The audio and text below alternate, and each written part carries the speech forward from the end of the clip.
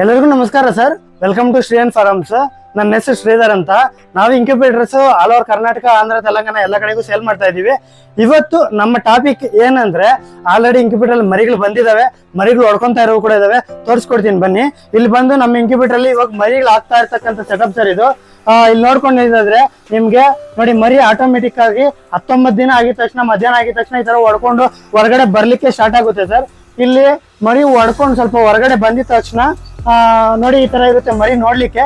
ಈ ಮರಿಗಳು ಒಂದ್ 3-4 ಗಂಟೆ ಅಲ್ಲೇ ಇನ್ಕ್ಯುಬೇಟರ್ ಅಲ್ಲೇ ಬಿಟ್ರೆ ಫುಲ್ ಕ್ಯೂರಿಂಗ್ ಆಗಿ ಆರಾಮಾಗಿ ಆಕ್ಟಿವ್ ಆಗಿ ಓಡಾಡ್ಲಿಕ್ಕೆ ಶುರು ಆಗ್ತದೆ. ಆ ಓಡಾಡ್ಲಿಕ್ಕೆ ಶುರು ಆಗಿರ್ತಕ್ಕಂಥ ಮರಿಗಳನ್ನ ನೋಡಿ, ಇದು ಬ್ರೂಡಿಂಗ್ ಸೆಟಪ್ ಅಂತಾರೆ. ಇದ್ರಲ್ಲಿ ಒಂದು ಲೈಟ್ ಹಾಕೊಂಡು ಮೇವು ನೀರು ಕೊಟ್ಟು ಮರಿಗಳು ನೋಡಿ ಇಲ್ಲಿ ಬಿಟ್ಕೊಂಡಿದೀವಿ. ಈ ಮರಿಗಳು ನಾವು 1 ತಿಂಗಳ ಕಾಲ ಬ್ರಾಯ್ಲರ್ ಸ್ಟಾರ್ಟರ್ ಫೀಡ್ ಅಂತ ನೀರಂತ ಕೊಟ್ಟು ನಾವು ಬೆಳೆಸ್ಕೊಂತೀವಿ ಸರ್. ಅಲ್ಲಿ ಬೆಳೆದಾದ್ಮೇಲೆ ನಾವು ಹೊರಗಡೆ ಫಾರ್ಮ್ ಅಲ್ಲಿ ಬಿಟ್ಕೋಬಹುದು. ಈ ಕಡೆ ಇರೋದು ನೀವು ನೋಡ್ಕೊಂಡು ಹೆಂಗಾದ್ರೆ, ಈ ಮರಿಗಳೆಲ್ಲಾನು 1 ವಾರ 10 ದಿನ ಆಗಿದೆ ಸರ್. 10 ದಿನ 15 ದಿನದ ಮಧ್ಯದಲ್ಲಿ ಇರೋ ಮರಿಗಳು. ಈ ಮರಿಗಳು ನೋಡಿ ಎಷ್ಟು ಆಕ್ಟಿವ್ ಆಗಿದ್ದಾವೆ ಅಂತ. ಈ ತರ ಆಕ್ಟಿವ್ ಆಗಿರುತ್ತೆ. ಕೆಲವರೆಲ್ಲ ಏನೇನೋ ಅಪನಂಬಿಕೆ ಎಲ್ಲ ಇರುತ್ತೆ, ಮರಿಗಳು ಇನ್ಕ್ಯುಬೇಟರ್ ಅಲ್ಲಿ ಉಳಿಯೋ ಮರಿಗಳು ಬದುಕಲ್ವಂತೆ, ಸತ್ತೋಗ್ತಾವಂತೆ ಅಂತ ಏನೇನೋ ಡೌಟ್ಸ್ ಇರುತ್ತೆ. ಆ ತರ ಏನಿರಲ್ಲ ಸರ್. ನಂಬರ್ 1 ಕ್ವಾಲಿಟಿ ಆಗಿ, ನಂಬರ್ 1 ಆಗಿ ಆಕ್ಟಿವ್ ಆಗಿ ಮರಿಗಳು ಅನ್ನೋದು ಇರ್ತವೆ.